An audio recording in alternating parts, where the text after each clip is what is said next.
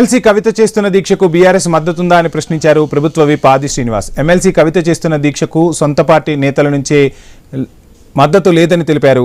ఇక తన మీద కుట్ర చేస్తున్న ఆ పెద్ద లీడర్ ఎవరో చెప్పండి అంటూ కవితను ప్రశ్నించారు. దీక్షకు ముందు మీ నాన్న, అమ్మ, అన్న ఆశీర్వాదం ఎందుకు తీసుకోలేదని నిలదీశారు. బీసీలపై నిజంగానే కవితకు చిత్తశుద్ధి ఉంటే తన తండ్రితో కలిసి ఢిల్లీలో దీక్ష చేయాలన్నారు. కవిత చేస్తున్న దీక్ష డ్రామా వల్ల ఎవరికి లాభం అన్నారు ఆది శ్రీనివాస్.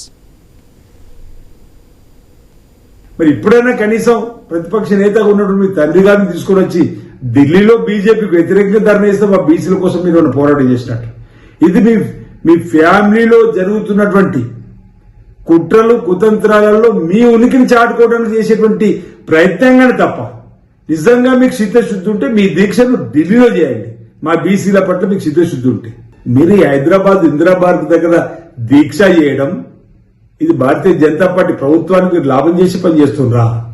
మీరు మా బీసీలకు లబ్ధి చేకూర్చే పనేనా అని అంటున్నా. ఇది మీ ఫ్యామిలీలోని ప్యాకేజీలకు సంబంధించినటువంటి మీ ఫ్యామిలీలో జరిగినటువంటి అంతర్గత పోరాటాలలో మీరేదో చూపెట్టుకోవడానికి చేసేటువంటి ప్రయత్నం. పాడినాడు దేవుడి చుట్టూ దయ్యాలన్నారు.